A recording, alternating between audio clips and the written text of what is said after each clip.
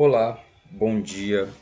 Estamos aqui hoje para o nosso terceiro encontro para apresentar nossa terceira aula do curso História da América, Literatura e Memória. Mais uma vez, falando que esse mini curso ele está vinculado ao produto, como produto educacional, que é uma das atividades para a obtenção de mestre do Instituto Federal do Triângulo Mineiro, do programa de mestrado profissional em educação tecnológica. Eu sou o Tiago de Araújo Lira e venho mais uma vez falar com vocês sobre a história da América Latina e a literatura e a memória. Esse produto, mais uma vez, esse produto educacional, ele está vinculado à dissertação com o título O Ensino de História e a Literatura como Memória na América Latina, Contribuições para a Formação em Educação Profissional e Tecnológica. Avançando um pouquinho, a gente tem aqui o nosso assunto de diálogo hoje, de exposição de aula de hoje.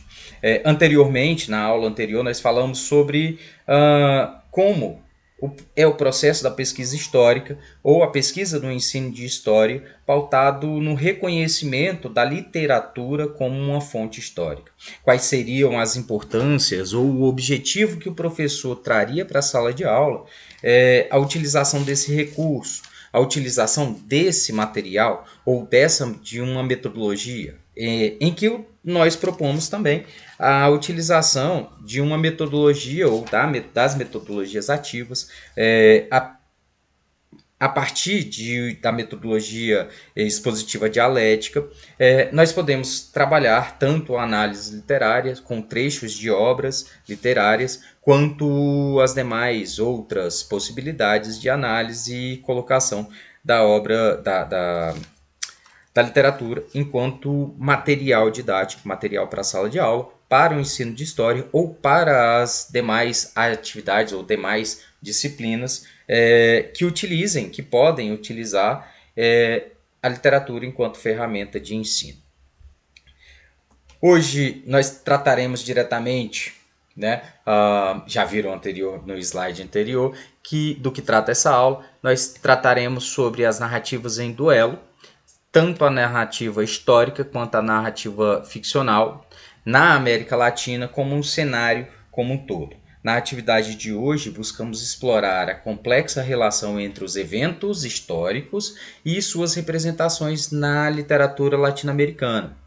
A atividade será organizada em duas partes. Primeiramente, nós faremos a análise comparativa e segundo, a interpretação da realidade. Então, a análise comparativa a partir da análise de dois trechos da obra de Miguel Ángel Astúrias, O Senhor Presidente, que é o que está balizando essa terceira aula, ou esse nosso terceiro encontro, sobre essa análise das narrativas, tanto literária quanto histórica, para o ensino de história em sala de aula, para a compreensão da América Latina em sala de aula. Vocês poderão trabalhar, e aí como proposta já de intervenção, vocês poderão trabalhar os trechos de textos selecionados, incluindo trechos de obras literárias e fontes históricas autênticas, que abordem eventos chaves na história da América Latina.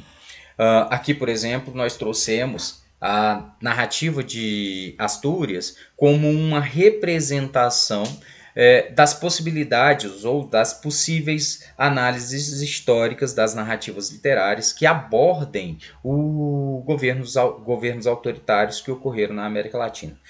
Repetindo mais uma vez, eu falei nas aulas anteriores, repetindo mais uma vez, o senhor presidente não é nomeado, ele não tem um nome em si, mas ele tem as aspirações na ditadura ocorrida na América Latina a partir do governo de Manuel Estrada Cabreira.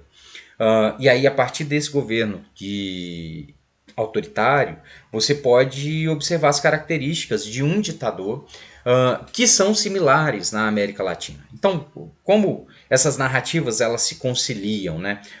Esse pode ser um dos objetos de análise a partir das salas de aula, a partir do ensino de história, a partir do ensino de literatura ou a partir de uma análise narrativa de consciência de identidade, pautado no educando, enquanto o educando reconheça a identidade latino-americana. O objetivo do nosso encontro hoje será identificar, por meio da exposição ao longo do curso, ao longo dessa aula, como esses eventos foram retratados diferentemente na literatura, refletindo sobre questões como o papel do autor. Então, o autor ele faz parte da narrativa, as diferenças na narrativa e o impacto dessas representações na percepção de eventos históricos.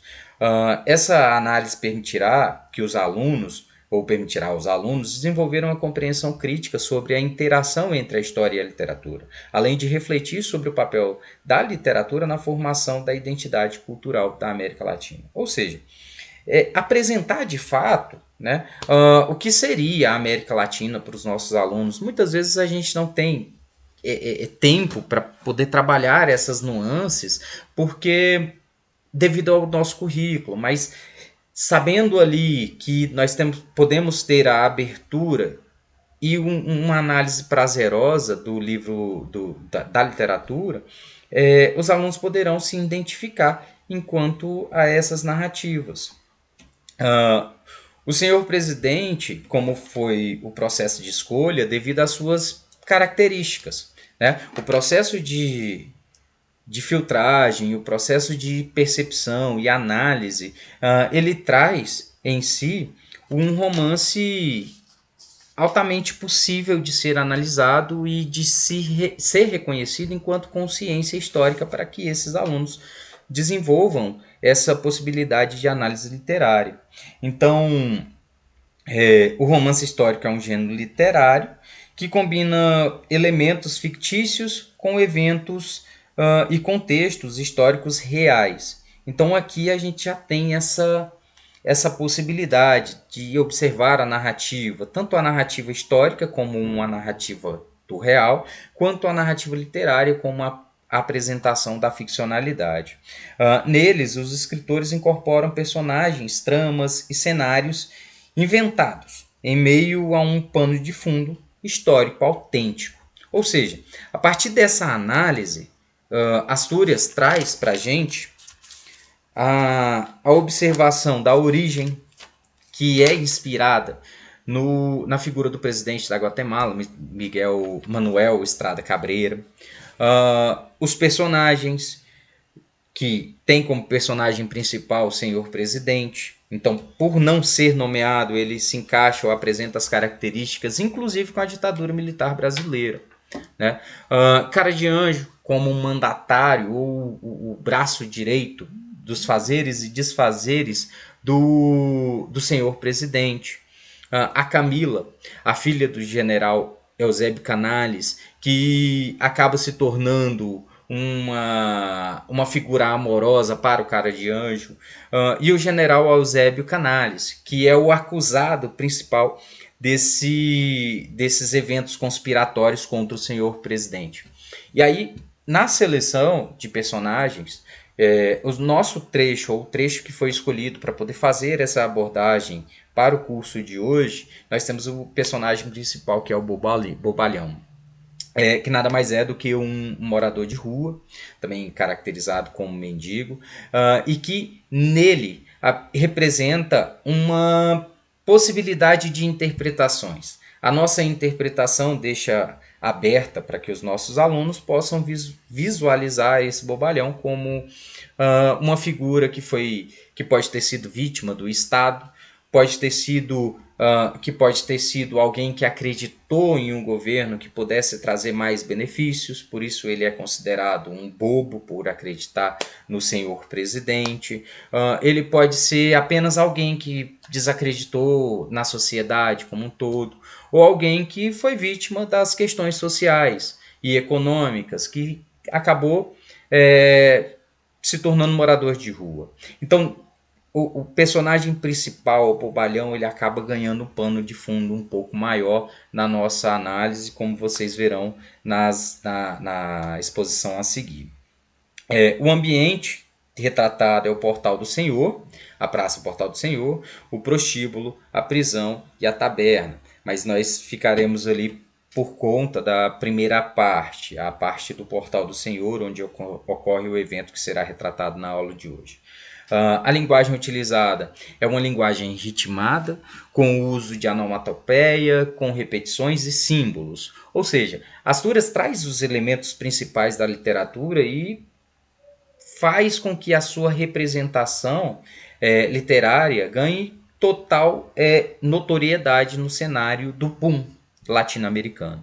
Os temas secundários, o amor, a injustiça, assassinatos e conspirações. Então, qual ditadura militar não trouxe tais elementos? Né? A técnica de narrativas é o flashback, o diálogo e jogos de tempo. Então a narrativa ela vai e volta, ela busca na memória o diálogo, por isso uma justificativa para o nosso curso, porque tanto a memória do autor quanto a memória social dos personagens acaba se tornando um dos elementos de construção da narrativa literária. E aí ele traz esse aspecto de um jogo temporal em que as narrativas se encaixem, ou até mesmo a narrativa literária e a análise desse romance político, histórico, ele possa ser interpretado ou reinterpretado a partir de qualquer momento que ele seja lido. Por quê? Ele retrata um evento que ficou marcado na história da América Latina como um todo. Né? Ou esse cenário de governos ditatoriais, eles acabam vindo à tona na literatura como uma resistência. Né? Para os objetivos da aula, nós podemos apresentar para os nossos alunos, por exemplo, a compreensão ampliada, né? Proporcionando assim aos estudantes uma compreensão sobre como a história e a literatura se entrecruzam na formação da identidade cultural da América Latina. Podendo assim, a partir dessa relação, desenvolver habilidades críticas de análise e interpretação de textos. Até mesmo, por exemplo, textos de quadrinhos, em quadrinhos do Capitão América, apresentam uma superioridade ali daquilo que os Estados Unidos gostaria de impor. Impor uma visão de poder, uma visão patriótica, uma visão de que intervindo nas demais sociedades, como foi o caso da Guatemala a partir da United Fruit, você tem ali uma derrocada de poder social, mais um poder extraído externamente de um governo totalmente capitalista. Para que para que a literatura se torne uma resistência da memória, você tem ali a possibilidade da valorização cultural, promover aos alunos a valorização da pluralidade cultural e histórica da América Latina. Então, quando Astúrias se apoia nas crenças maias, na sua narrativa como elemento histórico, ele demonstra isso, que ele está valorizando o território local, o espaço de escrita, o lugar de fala em que é possível interpretar a cultura latino-americana. Conteúdo programático para que as atividades consigam atingir, né, os seus principais objetivos, vem a partir de análises literárias, né, e na análise literária de trechos da obra, utilizando ela como fonte histórica que dialogue ali com o evento-chave. Como, por exemplo, como vai ser disponibilizado no material de apoio de vocês, a gente tem aqui, vou fazer a leitura rápida do material. Então, repetindo, esse material vai ficar disponível no material de apoio do curso, né? E aí não está presente aqui no slide, mas eu farei a leitura aqui para vocês. A parte 1, a relação entre a história e a literatura. Como conteúdo programático, a gente pode apresentar aos nossos alunos o trecho que vem da página... Só um minutinho. Um trecho que vem da página 10 à página 11, tá? E depois da página 13 à página 14.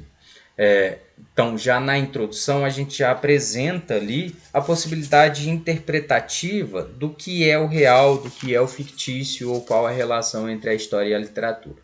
Então, fazendo a leitura, O Senhor Presidente não é um romance psicológico, é um romance político.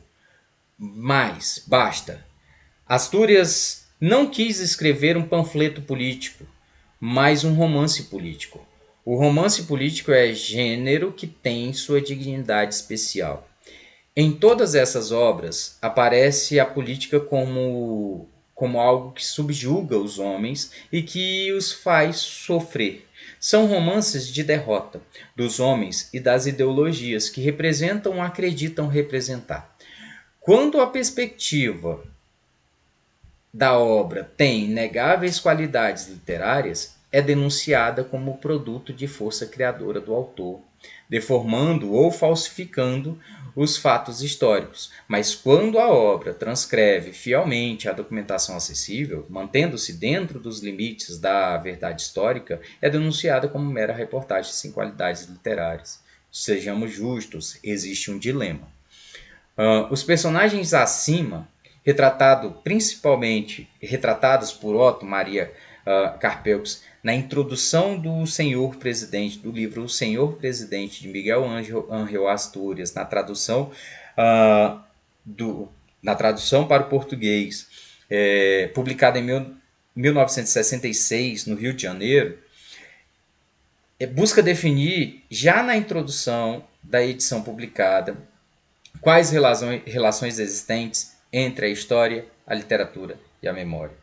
Então, já na introdução é possível fazer essa relação entre a história e a literatura. E como o autor conseguiu resgatar esse processo ou essa análise de que a obra literária ela precisa se enquadrar. Ela não pode ser taxada como um mero elemento político ou ela não pode ser taxada como um elemento que corrobora com os fatos históricos. Miguel Ángel Astúrias faz uma análise completamente fora desses dois contextos, que ele consegue, ora, utilizando de um realismo maravilhoso, ele consegue demonstrar as possibilidades de eventos que vieram a acontecer, ou ele demonstra na narrativas elementos fictícios. Mas todas essas interpretações, ou toda essa interpretação, elas trazem consigo elementos que foram taxados como reais a partir das ditaduras militares que ocorreram na América Latina. A violência, a desconfiança, a autoridade do senhor presidente ou dos governantes, a vida boa dos seus aliados, né? E a partir do momento que é descumprida uma ordem, você pode sofrer a força do Estado, a partir da figura do ditador. Então, todos esses elementos eles estão também presentes na realidade. Então, Astúrias foi genial enquanto a essas interpretações. Apresentar isso para os nossos alunos, você tem ali uma expressão literária e a representação histórica como uma possibilidade de interpretação de análise histórica. E isso faz com que o ensino de história ganhe uma força interpretativa do diálogo e, sobretudo, da construção da identidade desses alunos. Para a segunda parte, nós filtramos o seguinte trecho, que vai da página 13 à página 14, trecho um pouco mais longo, mas que traz em si essa relação entre o real e o fantasioso. Leitura.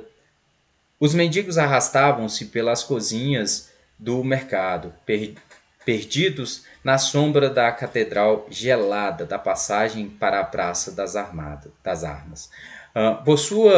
Por ruas tão largas como marés da cidade que ia ficando atrás, sozinha e abandonada. A noite reunia-os, ao mesmo tempo que as estrelas. Juntavam-se para dormir no portal do Senhor, sem outro laço que o da miséria comum. Maldizem-se uns aos outros, insultando-se entre dentes com a birra de inimigos que se provocam, lutando muitas vezes a cotoveladas e outras vezes rolando pelo chão e tudo. Rolos nos quais, além de se cuspirem, mordirem-se, raivosos. Essa família de parentes da lata de lixo jamais teve travesseiro nem esperança. Deitavam-se separados, sem despir-se, e dormiam como os ladrões, com a cabeça sobre o saco que continham as suas riquezas. Restos de carne, sapatos rotos, cotos de vela, punhos de arroz cozido, embrulhos em jornais velhos, laranjas e bananas passadas. Eram vistos nos degraus do portal, voltando para a parede e a contar dinheiro, mordendo-se as moedas de níquel para saber se eram falsas, falando sozinhos, passando revistas às provisões de boca e de guerra, já que não há guerra andavam nas ruas armadas de pedras e de escapulários, engolindo às escondidas pedaços de pão seco. Nunca se soube se ajudassem entre si, ávaros com seus sobejos, como todos os mendigos, proferiam dá-los aos cachorros, a dá-los aos companheiros infortúnios. Já satisfeitos com o dinheiro debaixo de 7 nós de um lenço atado à altura do umbigo, atiravam-se ao chão e caíam sonos agitados, tristes. Passados nas ruas, viam desfilar rente aos olhos, porcos famintos, mulheres magras, cães estropiados, ratos de carruagens e fantasmas de podres que estavam em procissão fúnebre na catedral, precedidos por uma tênia de lua crucificada entre tíbias geladas. Às vezes, no melhor do sono, eram despertados pelos gritos de um idiota, que se sentia perdido na praça de armas. Às vezes, pelos soluços de uma cega, sonhando que estava coberta de moscas penduradas em um gancho, como a carne nos açougues. Às vezes, pelos passos de uma patrulha, que à força de pancadas arrastava o preso político, seguindo por mulheres que limpavam os rastros de sangue com os lenços empanados de lágrimas. Às vezes, pelos roncos de um valentudinário tinhoso ou pela respiração de uma surda muda grávida, que choravam de medo, porque sentia um filho nas entranhas. Era, porém, o grito do idiota o mais triste. Daí ao céu, era o grito longo, arquejante, sem aceno humano. Aqui ele apresenta o nosso personagem principal, né? O idiota, o bobalhão, que dentro dessa interpretação, ele aparece 2 vezes. Dentro desse trecho, ele aparece 2 vezes. Mas 2 vezes ali como um ou outro personagem morador de rua, sem muita importância. Só que observem bem, o que foi descrito, se passarmos pelas ruas das grandes cidades ou pelos viadutos das grandes cidades, nós conseguimos, nem sempre das grandes cidades, nas pequenas também, nas médias também, nós conseguimos entender ali as características dos moradores de rua a partir do nosso olhar visual. Por isso a escrita de Astúrias se torna tão factual, tão realista, porque ele traz na característica de um regime ditatorial a miséria dos moradores que sofrem com esses regimes. E aí a terceira passagem, que vem a partir de um grito. Mãe! O palhaço abria os olhos de repente, como quem sonha rolar no abismo. As pupilas cada vez mais dilatadas. Encolhendo-se todo, sentia-se ferido até as entranhas, quando então as lágrimas começavam a correr. Depois, Adormecia, pouco a pouco, vencido pelo sono. O corpo quase pegajoso, com um eco de chicote na consciência partida. Mas dorme, não dorme. A voz de outro objeto com boca despertava-o. Mãe! Era a voz do viúva, mulato degenerado, que entre duas risadas com trejeitos de velha continuava. Mãe de misericórdia, esperança nossa, Deus te salve. Até invocamos nós os desterrados, os perdidos. O idiota despertava-se rindo. Parecia que a ele também a própria dor fazia rir. Fome, coração e lágrimas saltavam-lhes nos dentes, enquanto os mendigos arrebatavam o ar a gargalhada, de ar, a gargalhada. Barrigudo com os bigodes sujos de esponja-se no chão perdia-se o fôlego, e de tanto rir urinava-se. Um zarolho que dava cabeçadas de bode na parede, e os cegos protestavam porque não podiam dormir com tanto barulho. E o mosquito? Um cego a quem faltavam as duas pernas, porque essa maneira de divertir-se era afeminados. Essa passagem está na página 12, e ele traz ali um momento de descontração, né? Como a possibilidade do real, né? Mas a inconformidade dos outros.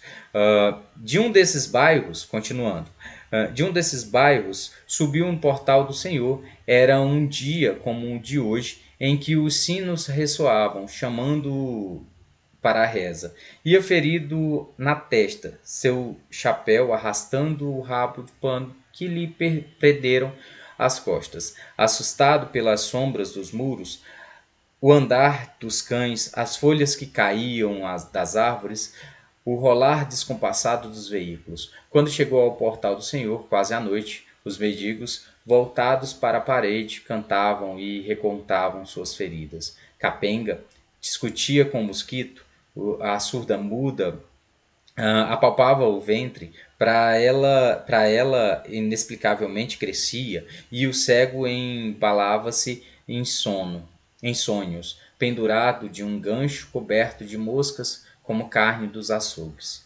O idiota caiu, semi-morto.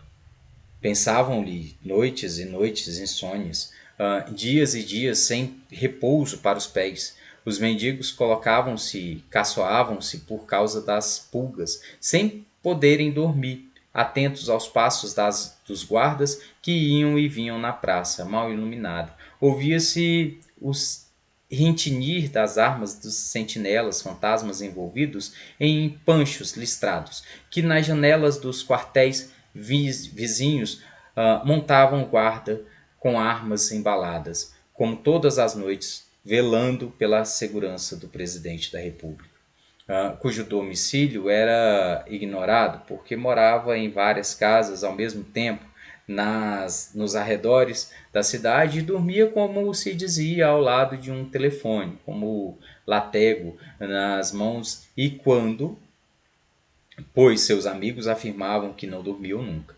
Pelo portal do Senhor avançou um vulto.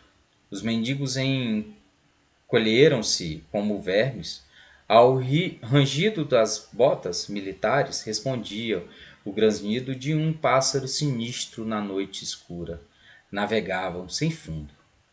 Pesavam no ar a ameaça de um fim do mundo, e Capenga disse à coruja: Ailo, ruilo, credo em cruz, de arrenego 3 vezes, te arrenego 3 vezes, não te quero bem ou mal, nem mal, mas pelas dúvidas te arrego maldita. O mosquito procurava o próprio rosto, as apalpadelas, a atmosfera dói como se fosse trajevo. O viúvo fazia um sinal da cruz entre os cegos. Só o palhaço dormia, um sono solto, dessa vez roncando. O vulto deteve-se, o riso iluminando-lhe o rosto, aproximou-se do idiota em um tom de caçoada, gritou-lhe: Mãe! Não disse nada mais. Arrancando-se do chão pelos gritos, o bobalhão soltou-lhe em cima dele, e sem dar tempo a que fizesse uso das armas, enterrou seus dedos nos olhos dele, dilacerou seu nariz e adentadas e bateu-lhe nas partes com o joelho, até deixá-lo inerte. Os mendigos fecharam os olhos, horrorizados, a coruja esvoaçou e o palhaço fugiu pelas ruas escuras, enlouquecido, no paróximos de espanto. Uma força cega acabava de tirar a vida do coronel José Parrales Soriente, vulgo o homem da bolinha. Amanhecia o dia. Então esse trecho, e aí a gente finaliza, a passagem está na página 13, página 14. Então, esse trecho ele traz em si o princípio da obra. Ele traz ali a análise a partir de um evento, de um acontecimento. E esse acontecimento ele tem em si a sua historicidade. Ele tem ali em si a sua força de acontecimento. Por quê? O coronel, ele nada mais era do que o coronel, ele nada mais é do que um amigo próximo, um amigo íntimo do presidente. Alguém que utilizava, de fato, dos seus poderes para poder exacerbar ou transgredir a ordem da sociedade. E quando o presidente descobre o evento, ele caça, ele aproveita, ele utiliza-se desse acontecimento para poder dar continuidade à narrativa. E aí eu não posso falar mais porque eu quero que vocês façam a leitura do livro, né? Enfim, então dentro desse processo de análise, é uma rica interpretação, tanto de leitura, de análise da narrativa, de uma análise histórica, de uma compreensão de fatos históricos presentes em uma narrativa literária. E essa presença na narrativa literária faz com que essa obra se torne uma das possíveis fontes literárias a partir do uso para o ensino de história. Avançando, após a análise desses trechos, os alunos podem se deparar com a exploração da relação entre a história e a literatura, por meio da obra, né? E a análise entre o real e o fictício. Isso foi real? Isso foi uma construção de Astúrias? Foi um fato ficcional que Astúrias se utilizou? Isso realmente, como isso se caracteriza em um regime ditatorial? Né? Então, esse pode ser as questões que os alunos podem levantar enquanto análise da obra. Né? Após essa relação, o professor pode, por exemplo, dentro dessa perspectiva de metodologias ativas, fazer uma seguinte pergunta para os alunos: quais elementos históricos devemos filtrar da narrativa literária? Só aí dá um pano de fundo muito longo para que os alunos façam uma pesquisa. A utilização da sala de aula investida, né, em si. A metodologia, a leitura e a interpretação. E, por fim, a discussão em grupo. Né? Com o cronograma de utilização da introdução do livro, Senhor Presidente, apresentando a relação entre o real e o ficcional. Ainda como avaliação, a análise textual, já entra como uma avaliação em si, né? E a qualidade da análise textual realizada pelos alunos, pelos educandos. A participação ativa no debate, por isso o uso da metodologia ativa, a valorização da participação ativa dos alunos e a capacitação de identificar e refletir sobre as diferenças entre as representações históricas e literárias. E como material utilizado em sala de aula, a gente pode direcionar um conjunto de textos selecionados. Você tem ali a representação de Astúrias, que traz consigo essa análise literária, essa representação da narrativa literária, mas que pode corroborar também com os elementos de formação dos Estados Nacionais da América Latina. Então, você pode trazer elementos históricos ou textos históricos que tratem sobre a construção dos Estados Nacionais, que tratem sobre a derrocada do poder social ou a independência da América Latina, os movimentos libertadores da América. Você tem uma série de possibilidades de trabalhar os textos históricos. Os recursos tecnológicos, ali, pensando no ensino médio, pensando em sala de aula, pensando ali nas possibilidades da construção da obra, o professor ou professora pode trazer ali como recurso tanto computadores ou dispositivos móveis com acesso à internet. Haja vista que essas obras estão facilmente propagadas pela internet, faz com que o professor consiga direcionar os alunos ou os próprios alunos fazerem um filtro na rede e conseguir de fato o PDF dos textos, ou até mesmo quem tem maior poder ali de compra, fazer a compra desse material. Então, a gente finaliza mais uma vez a nossa aula, finaliza por aqui. Na próxima aula, o nosso trabalho ele direcionará para uma outra obra literária, mas essa outra obra literária vai tratar um outro espaço, um outro tema, mas um tema que se relaciona ao espaço em que ela foi produzida, a partir do Paraguai. É a obra Eu, o Supremo, em que, mais uma vez, né, como no vídeo anterior eu disse, o autor, Augusto Roa Bastos, ele não denomina o ditador, ele não denomina o espaço, mas as características ali da narrativa, da análise histórica, ela é possível e ela é feita a partir da comparação entre o real e o fictício. Né? Eu fico por aqui. Aproveitem o material e não deixem de pesquisar o material de pesquisa que está disponível na sequência do curso. Tá? Até breve.